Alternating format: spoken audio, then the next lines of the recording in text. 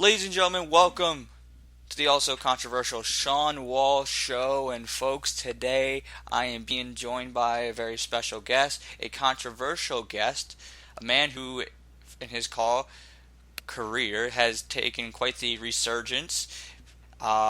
He has been known for good and bad, and hey, sometimes you gotta be a little controversial to make some noise. Ladies and gentlemen, please welcome Daniel Mars. It's good to be back on the show, Shawn. Things have definitely changed. And one thing I got to say before we get into this whole thing, I am just amazed because, think about this, man. It's been 3 years since, kind of this whole call talk show thing started, all right, man? I mean, I was just reflecting the other day. I was like, wait a second, man. 3 years ago, I was doing this shit, for COH when I was doing the slam, and I was just like, man, I can't believe it already. And now Shawn's he's taking the ball and he's run with it. I've given you props the last time I was here for it, but it's just I can't believe it's still going strong, You and me both, man. Yeah. But yeah, I mean, things have definitely changed since the last time I've been on. You've got a lot of good guests, a lot of controversy. But as the great Eric Bischoff does say, controversy does create cash, ... but not in call. Of course, yes. Yeah.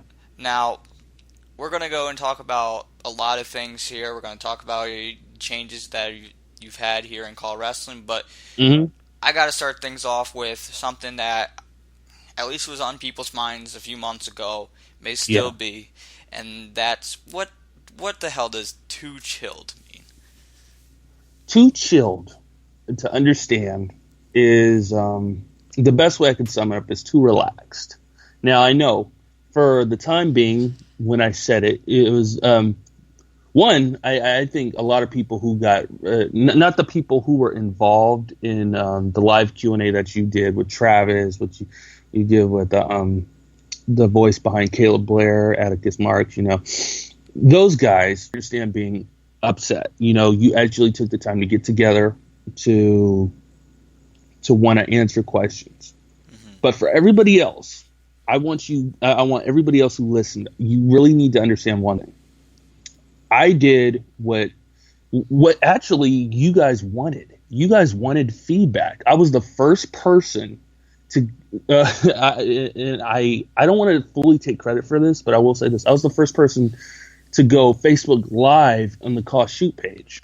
True. And I just find it funny that after I did it, after I got all the heat for it, everybody went and started to do that. And I mean, I'm not asking for credit for it, but I just want to say that. Now, in regards to the whole too chill thing, it does mean too relaxed, but from my mentality, people got to understand I'm a little bit different from everybody else. I look at the aspects of how I do anything in life. I try to put my best foot forward. I try to put my all into everything. And I may not be the most successful. I may not be the most rich person in the world. But I always want people to know I'm trying my hardest. I may not be world champion in call. And I know call is just a video game. But people got to understand, I want people to be entertained. I want people to have fun. And so when I go in, I'm listening. I take the time to watch different call feds. I take the time to watch the Q&As, the Shawn Walsh show. When I'm watching, I'm not just listening to the Q&A and learning about, okay, what's going on in call. I'm studying. And so when I'm saying too chilled, I'm saying you guys are very relaxed. You guys, I felt like there was the challenge of I'm not really learning to better myself. I know it sounds selfish, but it's like I see a lot of people in call and they're really trying hard to come up. And I don't like to be selfish because if I ran a call fed, I don't just want to put the same top people on top all the time. I mean, you got to bring in a Ray Geddes here and there to get views, but it's like you want there to be opportunity for the people who they want to join because they see how fun it is. You want to see them grow, but you can't just grow by just saying, you know what, I'm going to push you. It's like the main part in call is promo skills, and it's like you got to learn. And so I'm trying to take the best here and there from different people who have succeeded, and once my time finally comes to run a coffee, because I'm getting older, and eventually I'm gonna have to find a way to hang it up. And then, like, if I do anything in call, it might be commentary, it might just be running a fed. I don't know, but I'm getting older. But I want to see these people. Like, for example, I love David Rivera. You know, I love David Rivera. I love his partner in the new movement, Mark Kennedy. But I've always felt they needed to grow, and I'm using those two as examples.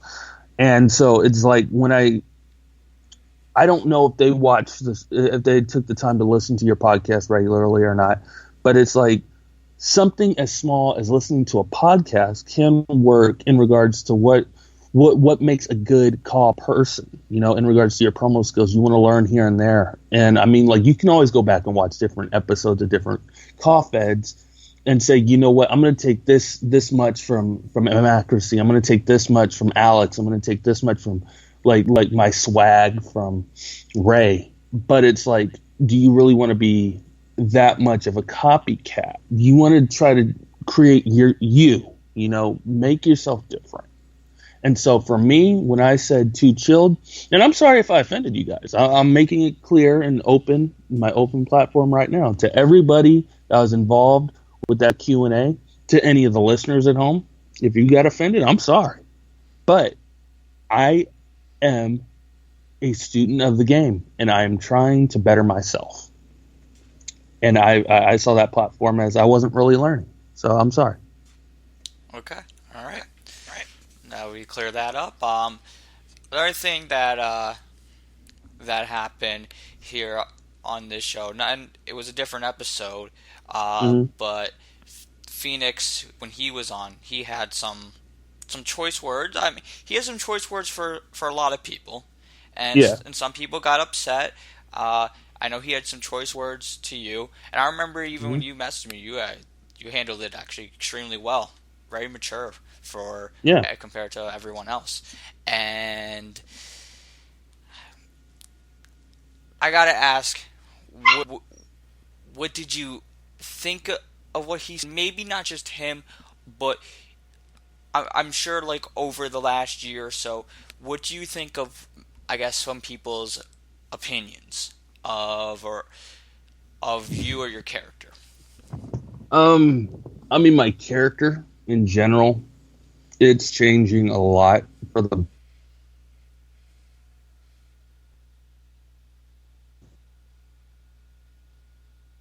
but this is the best, like how I handled it when I messaged you. I just got to take it like I it's funny because it does tie back to my fuck these dogs.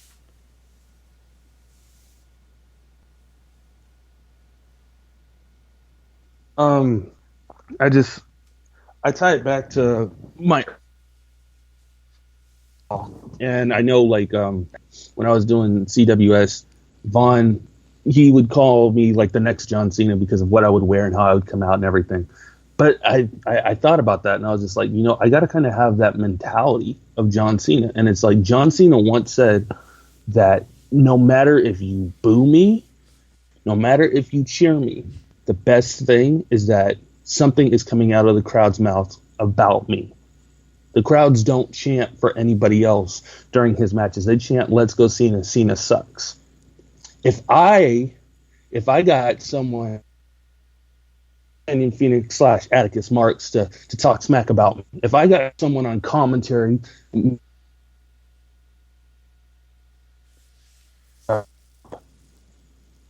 so if talking about me in a bad way, I don't think, yeah, you know, thank you.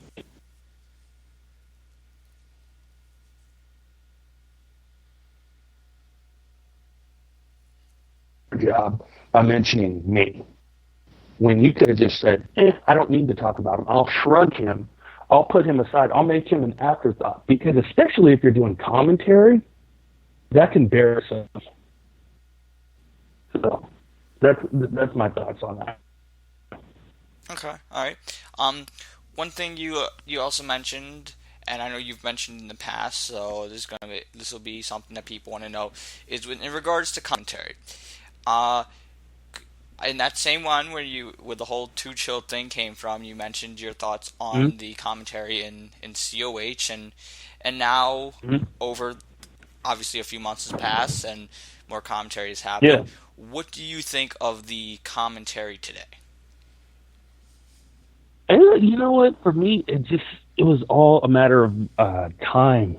I it was building the right because when I did when I was asked about commentary before and stuff, we were just starting. We just did the draft and uh, Battleground lost.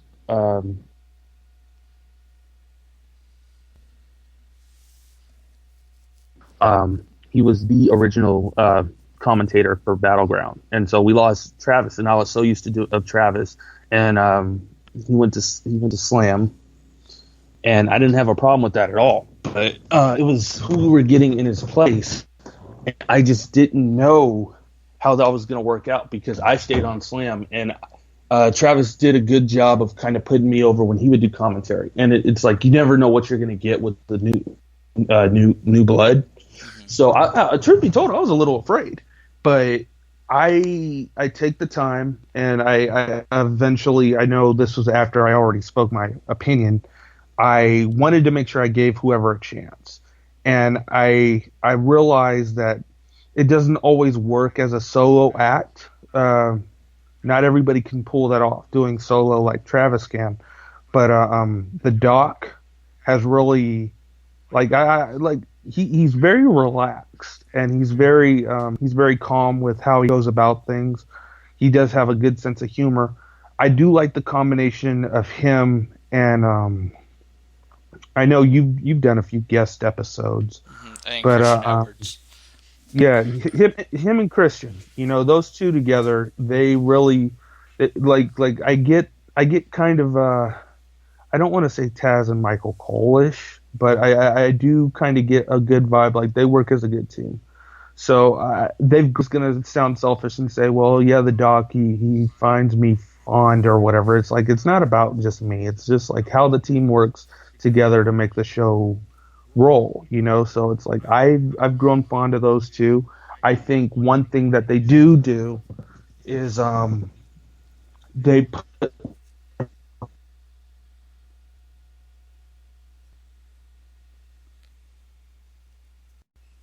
in on attack or like they don't try to dig into any real personal things that have happened, but at the same time they don't have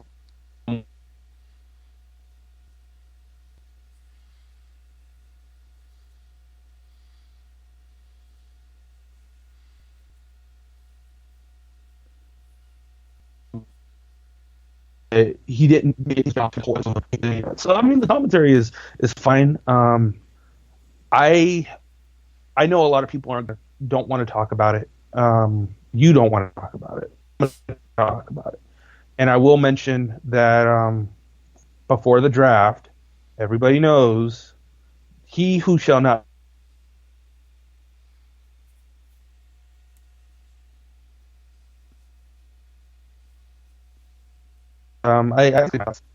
But that guy, I'm just going to leave it at that. In regards to commentary, he did okay. Okay, okay. Do you think there is a place for, I guess it would be, I guess, joking commentary? Because I know there was one that you were, I don't know if you weren't a fan of it or you thought it was done too much or. I think there's a place for everything in call. There's a place for comedy. There's a place for a sense of being serious. And that same goes for commentary. I guess my gripe at the time was its placement of where it was. It was like being goofy during a time where I don't know. It's like you can't. I mean, there's not communication with everybody in making an episode, and it's like when you know what's going into an episode, in regards to, okay, this is the match that's both. This is what's going down. You don't like when you're looking forward to it, because I mean, like, I know we're eventually going to talk about like my evolution of my character or whatever, but it's like to build to a certain point, I knew what was coming more and more, and so it's like to kind of get a goofy, oh, let me have a character talk like this throughout the whole episode. It's like I mean, like, I get it if it was just like for one match, but it's like a whole episode of having a side guy talk like that. It's like there's a time and a place for everything, and it's just like, unfortunately for me, I was starting that was happening through a process of I'm starting to take over as one of the main stories of Battleground, and it's like I'm trying. And I know it's all just cop, but it's just like you want the best product. It's like we're not getting paid for it, but still, like, I'm doing Battleground, and it's like Slam still happens, and it's like there are people who prefer Slam over Battleground because of people like Ray. You know, you got Ray, you got AJ, you got the Great D, you got all these good talents. Now, don't get me wrong, Battleground's got the Goonie, we got Nate, but it's like they've kind of taken a back seat a little bit to people like me, to Steve, you know, to Kenyon, and so it's just like when you got names like that, it's like we're trying to reinvent, you know, the whole draft episode. AJ, he just made that point. For those who don't know, go back and watch the draft episode.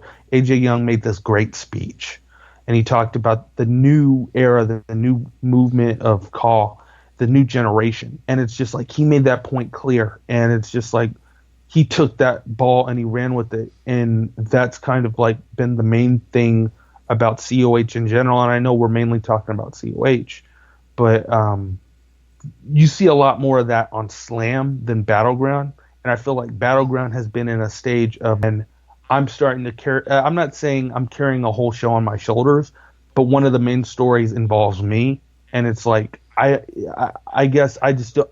It's a big risk for me because it's like I wasn't handed a ball at Ultimate Glory of like, okay, well, you're in a direction where you can become the main eventer, you can become the champion. You know, I wasn't handed that. Scott Adams was in a position to get that. I wasn't. I was in kind of a loss of direction, and luckily for me that worked out in a good way. So it's just like I was in a point where I have to establish myself, and I just didn't want that to fuck up. And I knew that if my promo skills weren't on point, that could fuck it up.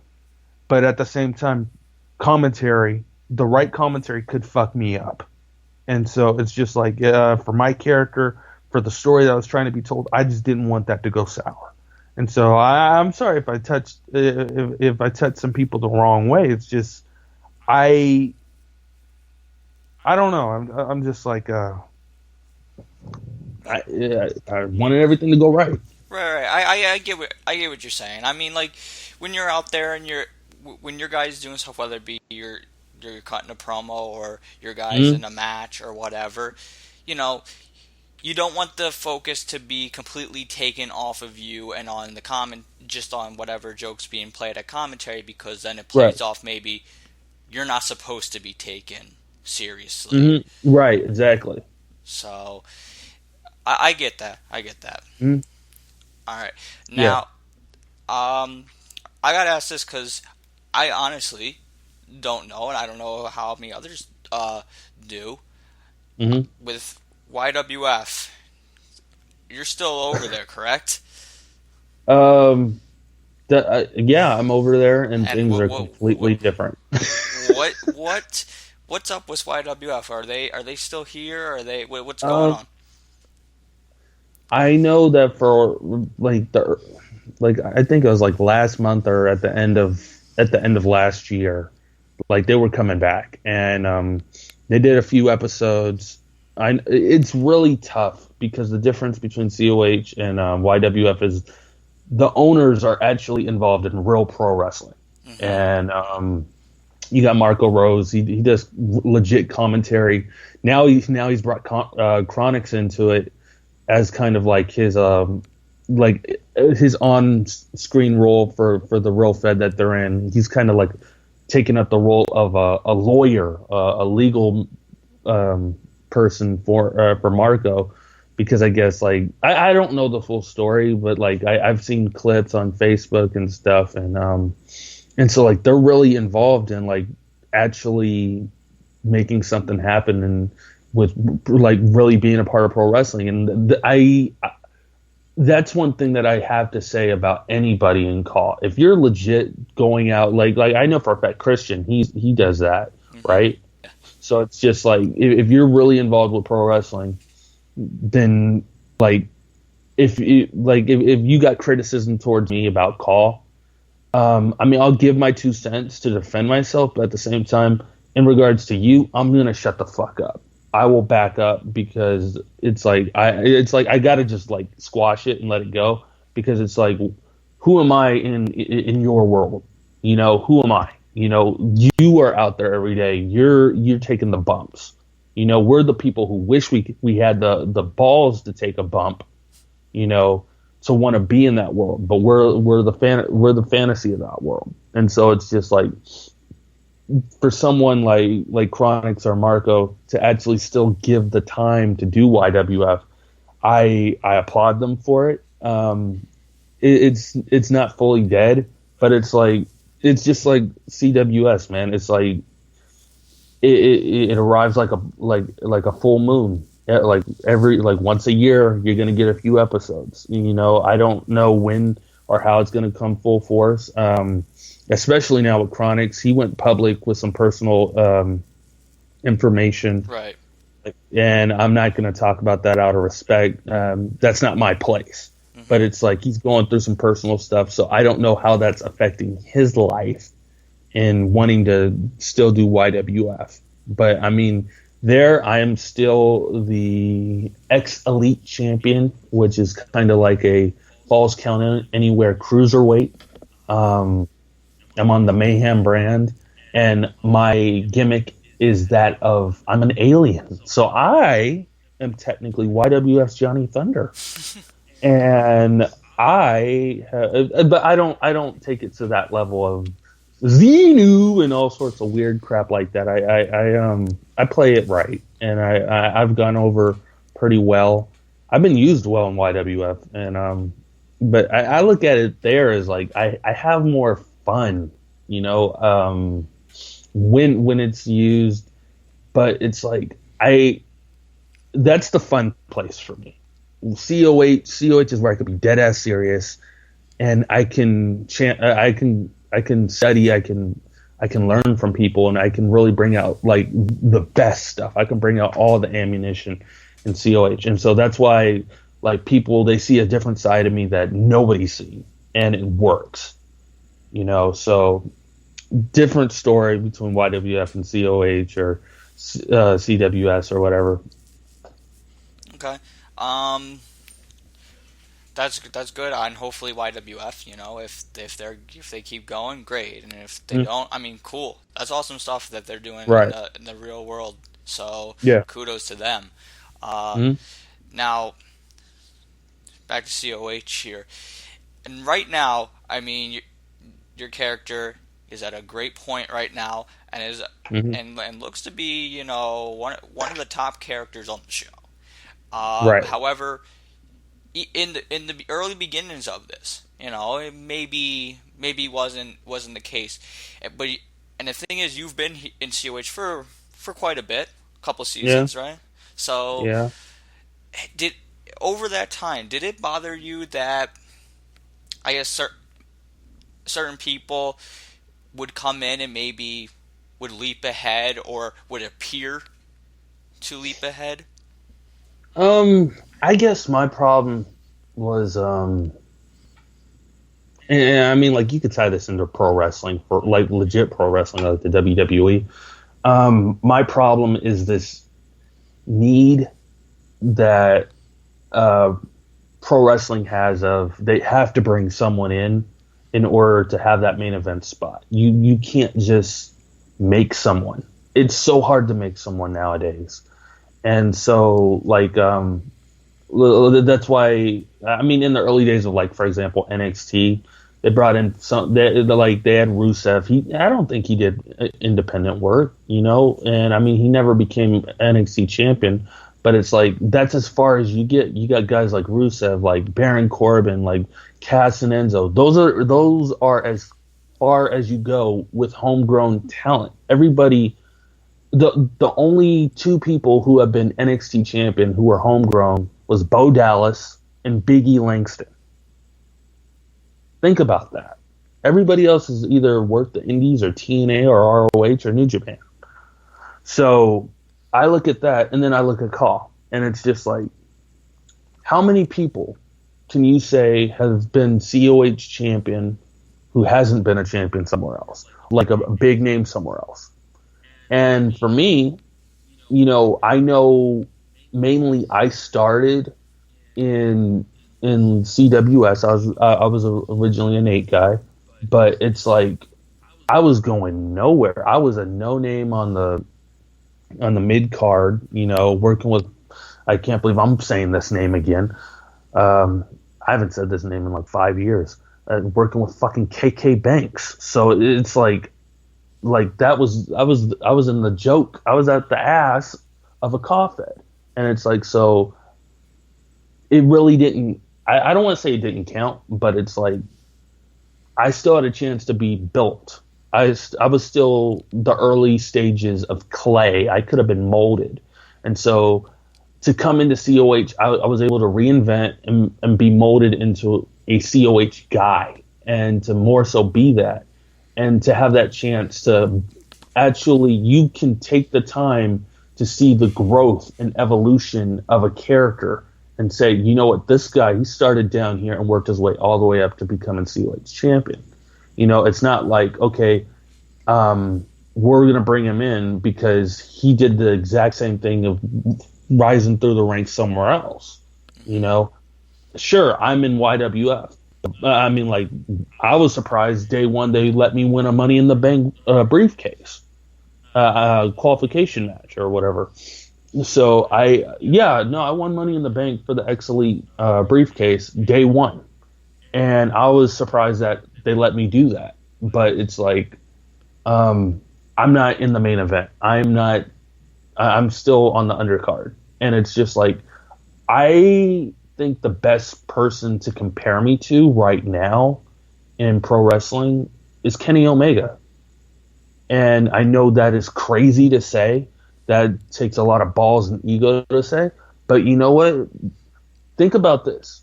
WWE snagged up AJ Styles, Shinsuke Nakamura, Carl Anderson, Luke Gallows all at once. It's like, what the fuck was Kenny Omega to do? He was an underling of Bullet Club, and he had a chance to define himself. And he was the cruiserweight of Bullet Club.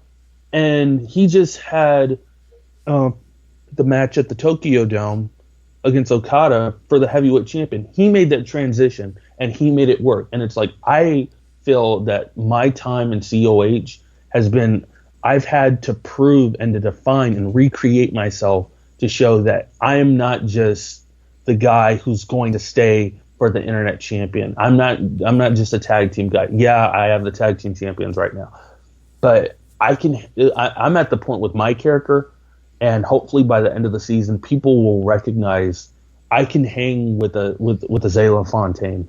You know, I was looking back at past episodes because I'm in the middle of some editing for a COH project right now, and I was looking at some past episodes. And when they were just building up Stephon Guerrero, he was doing his feud with Justin Bateman. I was in the middle of that, and I was getting laid out like a jobber. And it's just like, I'm not. What I'm trying to prove is I'm not that guy. I'm more than that, and I can be. I want someone like Travis, someone like you, to realize as a car owner, you can look at me And you can look at me in the same level as Nate. You can look at me in the same level as Steve or Alex and say, I can trust him to bring this guy in if I wanted to for my main event.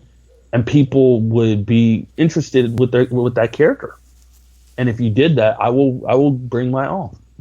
So, yeah. Okay. Now let's go into this character, the Daniel Marsh character, because Okay. beforehand, like you said, quite different. There was one point you did a British accent and were a baby face, had a feud with Scott Adams, right? And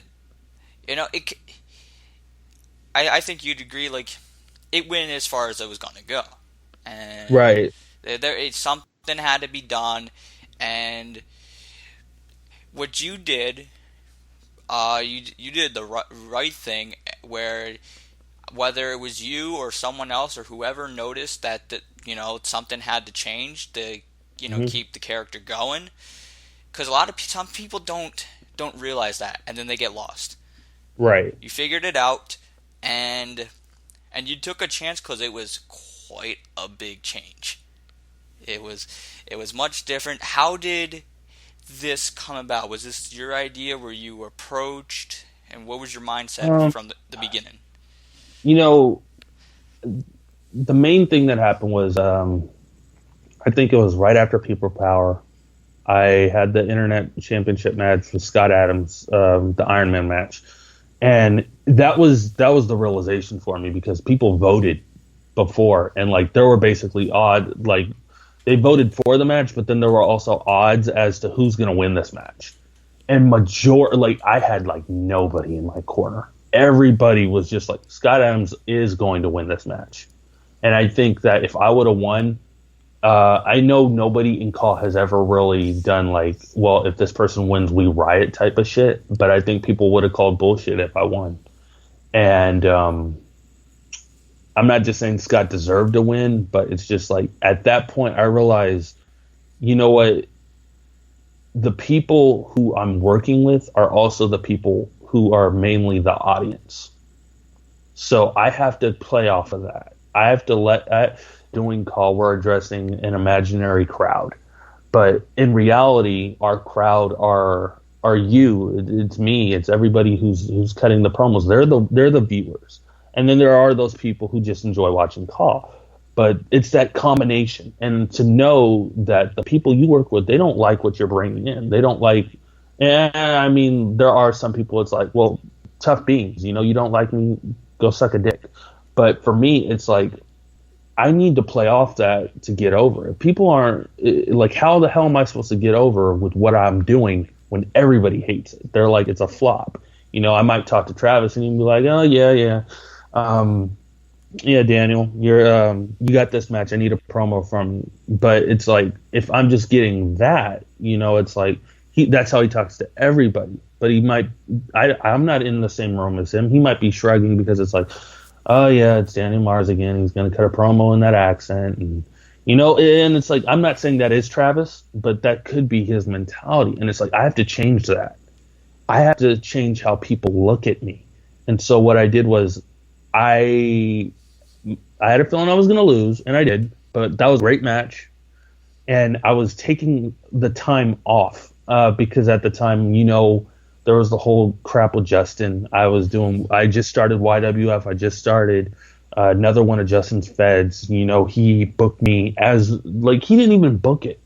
Number one rule to anybody who decides to do Call, use the fucking controllers. Never just do computer-based. 100% agree. Yeah, so he did a all computer-based match, and I won it. Like, he didn't book me to become world champion of his current fed, and I became world champion out of nowhere. And I'm just like, what the hell? And it's like, when you become world champion, that's when you have to give your 100%. You have to, you want, like you're like, you have to show that you're interested in a story. You have to, if there isn't already a story, you have to give your 2 cents on how that story is going to go about. And it's like, didn't want to leave COH, but I needed time away to kind of see if I could even make this work. And it just didn't, because, I mean, like, nothing against Justin. He was a really nice guy. When I was having problems in CWS, he came to me and he was like, hey, why don't you work with me? You know, I didn't go to him. He came to me. He saw things were dysfunctional and he came to me, and that's how everything started. But it's just like, that's how that went about. And it's like, when I came back and I did the did the Honor Rumble for, and stuff, I had a plan. I didn't know how it was going to go, but people were slowly saying, maybe you should go heel. And I was like, okay, but how do I go about it? And it all started with, I wanted to use built-up frustration of everybody who was changing. Okay, we just spent a whole year doing the, and I know I always talk about it, but it's a perfect example. Hold on a second.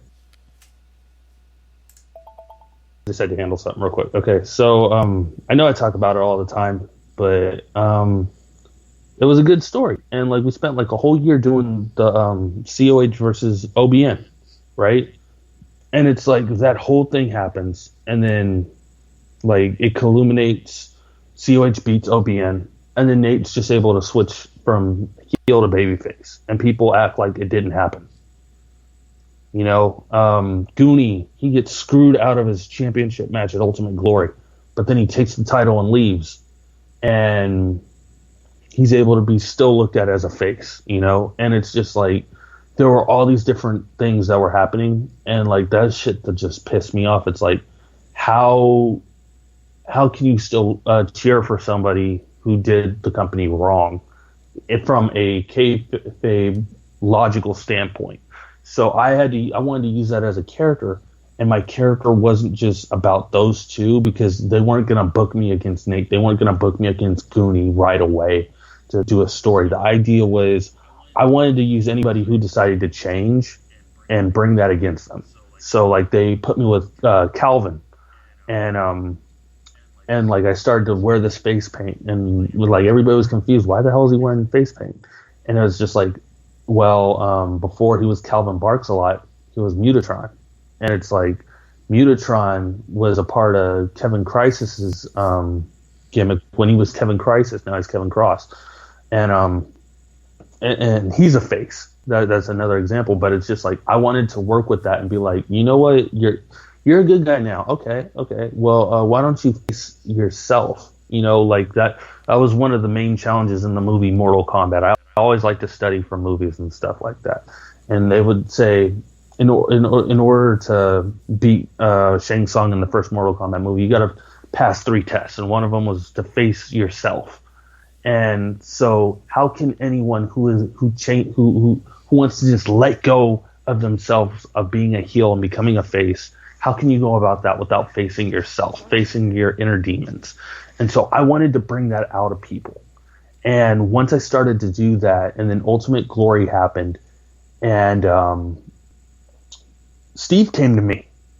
You know, I know that someone once said I wasn't supposed to be the original person for the Eradication. I think it was going to be Fist. But Steve came to me, and he wanted me for the Eradication. And later, and like, we were going to do this group, and I think at some point I talked to him, and I really got to thank Kenny Omega for taking the ball, because that's like where the idea came from to kick Steve out.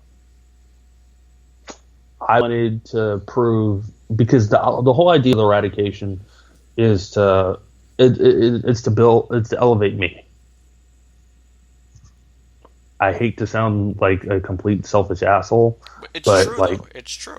Yeah, but I got the most story. I know that, like, we brought in Bay Area Bad Boy. I don't think he's cut one promo, and I mean, I hate to shit on my own guys, but it's like, he's the silent guy. We're going into Cold War. You know, I'll promote it real quick. COH Cold War is happening. Me and the GM, or Gullius Maximus, if you remember him, we will be taking on the Blood Brothers in a quote unquote shark cage match. I hate that word now. After 2 shark cage matches, WWE, hearing that's just annoying. So it is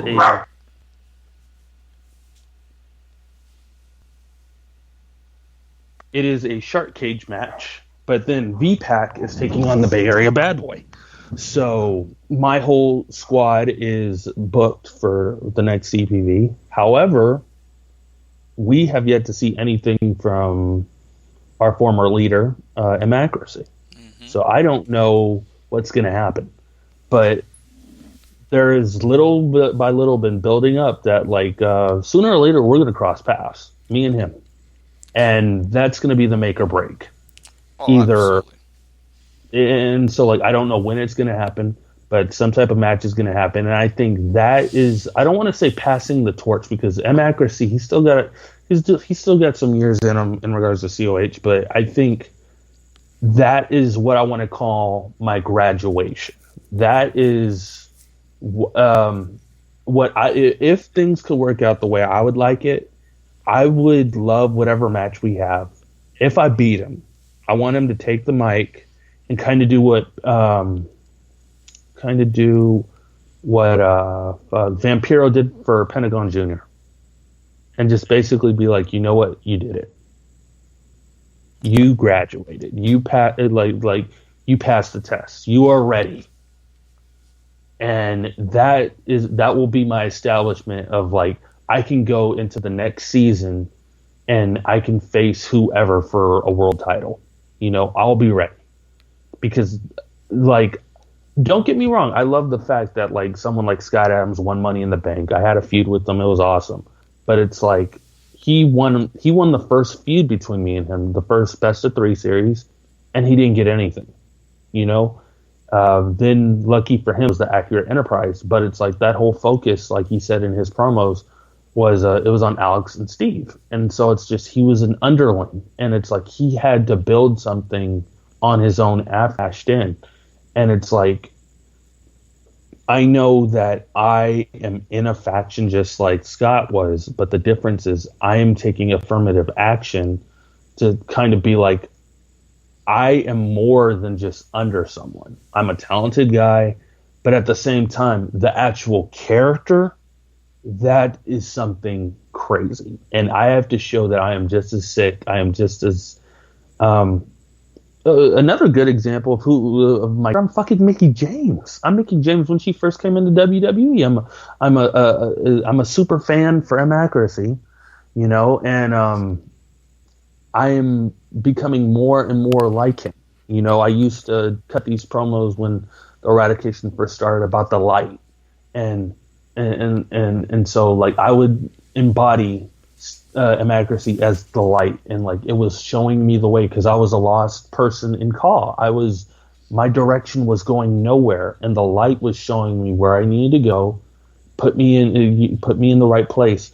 But it's like, someone, like, you can't just, a flashlight can only, like, if you just leave it in one spot, it just stays there. You can't really lead someone without someone holding it, without someone controlling it. And so it's just like, you are being led by someone else, and that can only go on for so long. And so, like, I wanted it to be known that it's like, yeah, you're leading me, but I've been studying you ever since I came here. And that is the character. That is the character that I've seen everything you've done, and you're a sick fuck. And I love it. You know, he has changed everybody who he's feuded with. But I'm going to change before you even get the chance to backstab me. That's the beauty of it. Mm-hmm. It's very interesting too, because usually in Inaccuracy's feuds, a very similar theme is not only does he bring something out of a person that hasn't been seen, and he reaches in and tries to hurt them. His character's always like 2 steps ahead. Right. For the first time it appears, he's not 2 steps ahead, and it's you who's 2 steps ahead. Right.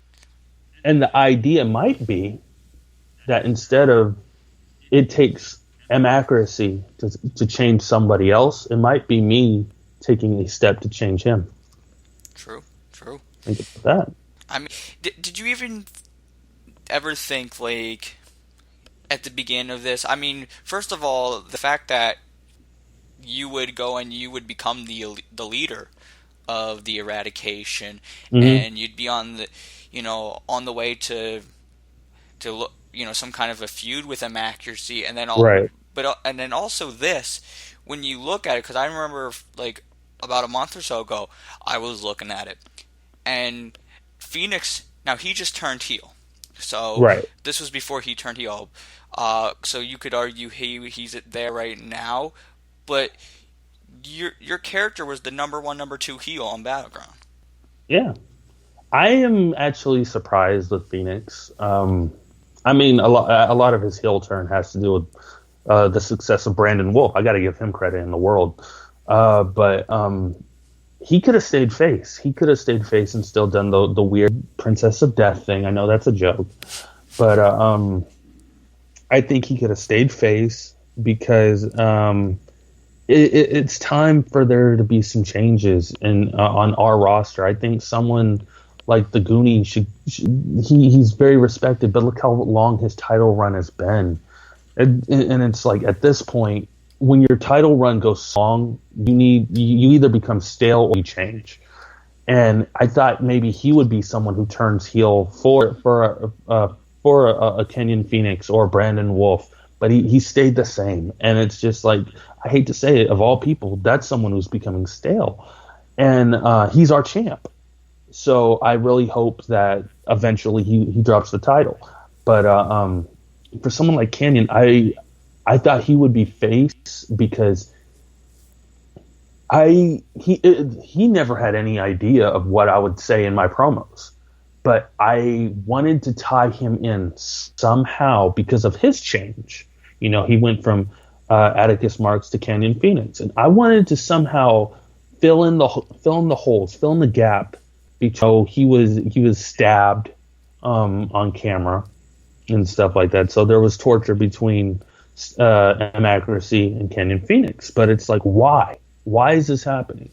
And so, like, I wanted to fill in the hole that before there was going to be me, before there was going to be Scott, before there was going to be Alex, Accuracy planted the seed. And that's why we got the whole Church of Epiphany. That's why we got Atticus Marks. I wanted it to be known that, in the end, Accuracy, Steve, he always wins. He can change anybody. He can plant a seed of evil in anyone. And eventually it's going to come into tuition. And so I wanted people to know, what you see with Kenyon Phoenix, you got to give some credit to Steve here. And it wasn't just me just trying to kiss my leader's butt at the time. It's like I wanted to do a part in telling the story, and so I said that. But I'm just surprised that he's a heel. He does have an interesting character, but it's just like, I don't know. He could still work as a face. Yeah. Okay. All right. Now, where do you see for the Eradication going forward, and maybe even, I guess, into next season? Is the Eradication, is it fade in? Because obviously with you at lead, and then you have the GM, you have Bay Area Bad Boy. Are you going to hold on? Do you think that you're going to be holding on to them? Do you think that your character is going to go on his own? What do you think is their role going forward? I had a plan, and I talked to Travis about it. What I wanted to do, and it wouldn't be like, I don't want, like, whatever is going to happen between me and Democracy, it's going to happen. But I want that to be solo. I don't want the other members involved, but like in the actual match, but they're going to be involved in the story, of course, because they're caught in the middle. But I didn't want it to just be Bay Area and GM. For anybody who doesn't know, because this is Call Shoot, You Can Shoot, so I'm going to tell the truth. For anybody who doesn't know, GM is Steve. So Steve is M Accuracy and he's GM. Okay, he's been cutting the promos for both these guys. As for the Patriot, I don't know who the fuck that is, but so it's just like the same guy is cutting promos for two of the characters in the same group. Bay Area Bad Boy has yet to cut a promo, and then there's me. So I wanted to bring someone in who can cut a promo, has a legit look, and would fit the mold. And so I went to Travis and I pitched, this guy's on fire right now. It would really help elevate him and legitimate. Like we have the tag team titles, but that's all we have. M Accuracy never brought in the global championship. Nobody has won the internet championship. So it's like, I was like, why don't we have somebody who could fill a role of bringing in the internet championship? And I wanted to bring in Mason Chronic. I really wanted him. I felt like this reject, this guy of anger and rage, his theme song sums it up perfectly. Nobody likes me. And so it's just like, I wanted this guy not to be the replacement muscle for GM, but if I'm supposed to become the main event guy, that could be the guy who, we could either keep the team of GM and Bay Area, and that would be the new tag team, and Chronic could do the internet thing, or you could have this powerhouse team of GM and Chronic, and the Bay Area Bad Boy could be the internet title guy. So then it becomes a fully established squad. You have your tag team, you have your mid-card guy, and then you have your main event guy. And so that would bring the possibilities, the imagination that, what, oh my God, there's enough people here. They could run a brand. They could take every title. And Travis didn't want to do it because Mason Chronic, he's on fire solo. So I don't know if we're going to bring in another guy. I don't want it to just become a stale group where we suck, like we just start losing, so we backstab one another. But I might have to do like a cut a promo similar to Bray Wyatt, where I set my group like right now. I don't know what's going to happen at Cold War. We might lose, we might win, but at Ultimate Glory, I would like someone like the GM or the Bay Area Bad Boy to be in Money in the Bank. And I know that's a thing for me to always talk about Money in the Bank, but it's like it's a 6-man match. We don't have a lot of matches where there's a lot of people, and like the idea with the major pay-per-views is you want to fill as many slots as you can, but you want to have a big diverse amount of matches. Now you can't. Sure, you could. There could be a Ultimate Glory Rumble if you want it as a pre-show match. But it's like, what's the point of doing that when you do the Honor Rumble at Ready to Rumble? It would eliminate the purpose. So the main match that is the multi-man is Money in the Bank. So it's like you put someone can represent the Eradication in that. And I'm not saying they got to win it, but it's like at least that fills a slot. And like if you're thinking kayfabe, you got someone like GM in there. Look how fucking big he is. He could do a lot of damage, so to speak. But it's just a thought. I don't know where we're going. If I could get the right person, I would like to refill the role so there's a solid 4 people, and it could get to that point where we can run things. However, I think the safe bet might be the draft, and I think we'll just get drafted apart. That's what I think is going to happen. Okay. All right. Now I gotta ask this because we were kind of talking about it earlier when it comes to, because you said like if you decided one day to do a call show, and I know you have your own like vision on it, and like, so what do you got on that? All right. Now I talked to Steve about this. I pitched it. I wanted his opinion, and he dug it, and he told me all the flaws, but I think it can still work. I want to create, because like I always look back at one of Justin's never-ending projects that he tried to do with Caw was I think it was IWA, and what we were trying to do was we would do like 4 shows a month, or well, we would do multiple shows throughout the month, but each show it was going to be its own brand, but we wanted it to be its own territory, not just a brand, but a territory. And then when it came to pay-per-views, we would join them together. So then at the end of the day, there was like one major star. Like you would have that one guy who went from territory to territory and took on that brand's television champion. But then like you have a title that under normal circumstances, like a television title, like you go to a WCW, the TV title meant crap, right? It was just a mid-card title. But in a territory, that could be your main belt. And so like someone who has a TV title, they have an honor, they have the prestige to be someone who challenges for the world title. And so it's like that's the type of thing I wanted to build when we did IWA. Now my vision is I've always looked at guys like you, guys like Travis, guys like Nate, guys like Marco. You guys have your own show and everything works out cool. But what if there was a brand? What if there was a territory, so to speak, that I don't want to say it's like NXT, but it's looked at as like a free agency, you know? And I know it's COD, and so it would make it very complicated. Nobody wants to fully take a whole lot of time and do it. Nobody has yet. But to create a brand where the new guys, like anybody who wants to join COD, they could do it. And here and there, we might bring in someone who's like getting like they've been in COD forever, but they haven't had their spot, and so they might want to reinvent themselves or whatever. They can come to this brand, and after so long, I would use older games like 2K14, which allowed you to have people sit in the front row or whatever. And I always wanted it to have this vision of like, okay, at our main show, sitting in the front row is Mr. Sparks, or sitting in the front row is Mr. Walsh or Mr. Carter. And it's like, why are they here? And it's like, these are guys who own other promotions.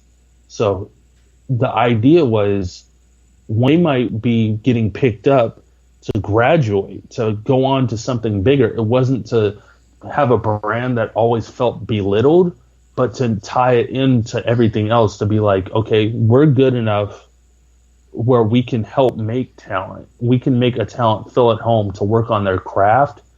Let's see how they do against someone like Ray Geddes. You know, you can't take someone, and I'm just using him as an example. If the first day that David Rivera started in CAW, if you feuded him with Ray Geddes, it might become an afterthought. But if you put him somewhere where he can develop a name, where he can get a fan base, where he can work on his craft, then at some point you can take him and you can put him in CCL, you can put him in AWF, you can put him in CWS, you can put him in COH, and you can put him against a Ray Geddes on day one because he established a following. You know, that's why Ray Geddes worked day one in COH. He had a movement. And so, like, that was my vision for CAW. Like, if I were to do a CAW Fed, I'd make something that has affiliates. You know? So if there was an Honor Rumble in COH, maybe one of those spots could go to a guy from my brand, you know, just as a guest appearance. And when they used to do the earlier Royal Rumbles, there were ties to Mexico. And they might, like, one of the years Austin won it, Mil Mascares was in it. And he eliminated himself, but it was just because they were working with Mexico at the time, so certain spots went to Mexican talent. So yeah, it's just something where like people, it allows people to work together. Okay, all right. Yeah. Now to wrap things up here, we're going to throw around a couple names. No, did you want to talk about that one thing? Because like I remember when you did the live show, you were like, you need to quote the Money in the Bank stuff, the ladder matches. You want to talk about that? I mean, sure. What's up with the, I guess, because you had a couple Money in the Bank ideas. Yeah. I mean, there was one main idea, and I mean, like, it was the pitch. I pitched this to you because it happened on your show, and the only reason it didn't happen was because Call All Stars is still early, and it's like it's still in its early years, right?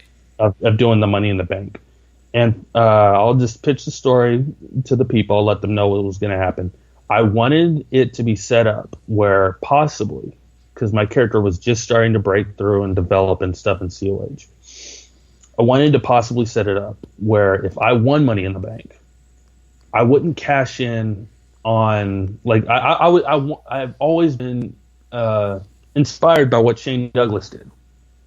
And I didn't want to just shit on AWF. I didn't want to shit on Call All Stars or anything. But I wanted to show the importance of COH from someone who kind of goes a little ignored. A little, I mean, like, at this point, I'm not ignored, but it's like, still to some people, I'm an afterthought. I'm someone who, the only reason you're over is because, like, you're basically ripping off Steve's gimmick. I'm evolving it. But I wanted it to be known that, like, somebody could say, you know what, I just beat the best of the best. If Call All Stars is where everybody from every fed comes together and you put 6 guys in a ladder match from different feds and I beat them and I get a title shot against the Call All Stars champion, I wanted to be the first guy to decline that and say, you know what, no, because I beat the best all around, I declare myself the number 1 contender for the COH championship. And I wanted to do what Shane Douglas did. I didn't want to throw a title in the trash, but I wanted it to be like, and I don't care who steals this idea because it's a great idea. And I know if, like, if I were to talk with, like, I talked to you about it early on, like, I pitched it to you, but it's like, if whoever does this idea, you got to talk to the call owner before you do it. And make sure that, like, you don't just cut a promo random, because then you are shitting on the company. You got to get the okay to do it. And it's just like the whole idea was I wanted it to seem like this is what's important to me. I came here to represent COH, to prove my dominance, and to prove that when you're in COH, you represent the best. And I just beat everybody who is supposed to be the best all around. So that was what it was about. If anybody wants to take that idea, for all means, take it. But I just wanted to let that be known. And then, like, I mean, like, I was already in a faction. It would have given an idea. It would have given a chance for there to be a title shot between me and whoever. But I mean, you had your plans with Brandon Wolf. That was a great feud in itself. I was able to make a good video package for that between me and Brandon. Mm-hmm. And so, like, that worked out. That was my very first video package also. So I'm slowly getting into doing shit like that.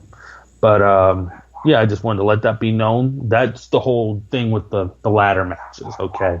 That it's not like a full, like, fascination or whatever. I just thought somewhere down the line that's got to happen. You know, someone's got to pull the Shane Douglas out their hat. Okay, all right. That's good. I forgot about that, but that's good to clear that up. So just to wrap things up here, I want to throw around just a few names for name association. Give a few thoughts. Okay. All right. First, one of the Eradication guys, Bay Area Bad Boy, who we haven't heard much from. Who? Bay Area Bad Boy. There was an audio problem. Oh, okay. Bay Area Bad Boy. He's got a good look. He, I think that me personally, if I was able to have some creative control with him, he would have a makeover. He's the one who kind of stands out a little bit. How, like, I did in the early stages of the Eradication. I didn't match the look. I didn't look dark enough. I think he needs something, especially with the move to 2K17. Who I hope the actual voice behind the Bay Area Bad Boy can listen to this in time. Try to understand your surroundings. You know, I'm not dissing you with your call in general elsewhere, but I mean, in COH, you're part of the Eradication. We're a dark, sadistic group, you know, and you kind of have that biker, you know, street look, and that's another problem, but I'm not going to get into that. just like know what you're rolling with, you know, and like try to find something that makes you stand out, but at the same time makes people recognize that you are part of the eradication. I do encourage you to speak up because I don't want you to get lost in the shuffle. There were a lot of people last season who were just released. Like there was a big list of releases that Travis did, and it was because they were just people who were just they were just taking up a spot. They weren't doing much. You're getting over because you're affiliated with me and Steve, and it's like that's great and all, but if you're not doing a part, you know, you're on level 12 when you should unfortunately be on like level 2 or 3, and it's just like if you're up here, do something to show people why you are up here. You know, I need like talk to Travis, say something like, you know what, the internet title scene isn't so hot, you know, and it's like there's 3 members of this fucking group. We have to show more of an impact as to what we do. You know, we need to show like raise some chaos. You know, I'm feuding with VPAC. You know, make the match a #1 contenders match for the internet championship. Do something. You know, give Travis a reason to want to keep you around. There's a reason I wanted Mason Chronic. You know, he's on fire. He's doing the right thing. And I'm not trying to diss my guy, but I just need you to step up. Those are my 2 words for the Bay Area Bad Boy right there. Sum it all up, step up. Okay, Stefan Guerrero. Why isn't he in the main event?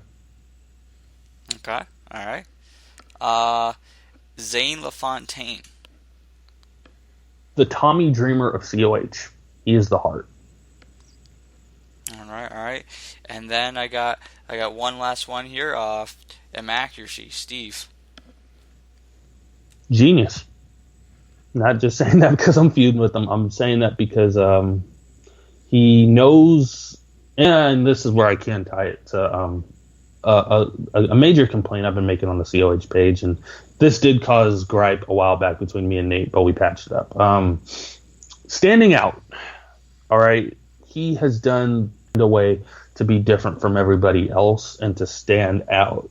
You know, whether it be when he was doing the Joker gimmick type of face paint shit, promos where he touched a nerve, you know, calling someone the N-word or burning pictures. Wait, no, that was Alex who burnt the picture. But it's just like pissing on ashes, you know, being the sadistic fuck. It's like nobody's really doing that, and it's just like he's the guy who he's like Paul Heyman in wrestling, where it's like he was 2 steps ahead with society, where it's like, okay, everybody else is into the Beatles, but wait a second, there's Nirvana. You know, that type of mentality, where it's like he knows there's an alternative, he knows there's something different, and he capitalizes that to let there be known that this is why I'm important, this is why I should be on top, because I am what's different. I am the alternative. And it spawned a wildfire of different people. You know, I look at Steve, I look at Alex, I look at Stu, aka Zane LaFontaine. But it's like you look at their alternate personalities in other co-feds and how dark they are, how they're the anarchists, you know, they're into chaos and stuff like that. And it's like, I don't want to give all the credit in the world to Steve, but just from what I saw, and I don't know if that's my fault seeing things in the order that I did, Steve kind of started that trend. You know, my gimmick of where I'm at right now, it wouldn't have happened without Steve. So I'm not saying I'm 100% a Steve ripoff, but my story works perfect because of Steve. So to me, he's a genius. All right. Very well said. Thank you for coming on the show. I think it's great that we cleared some things up and we found out some stuff. Well, you know what? I want your opinion on one thing. Okay, shoot. Do you think the Eradication should start coming out for 2K17? Because I'm going to be on later today. Do you think I should make a Too Chilled t-shirt? Or do you think we're too dark to have that kind of humor? Yeah, I don't know. Maybe too dark to to do that. I wouldn't go do it. I wouldn't make a shirt. Okay, all right. That's just, I just thought about that, and I was just like, you know what? that might be a little funny, but yeah, we're too dark for that. But yeah, I had a good time. Same here, and wish you some success. Hopefully, whenever the next time, I mean, maybe you'll be up in the main event in CPVs. Who knows? Who knows? Who knows? Everything might work out. You know. But thank you.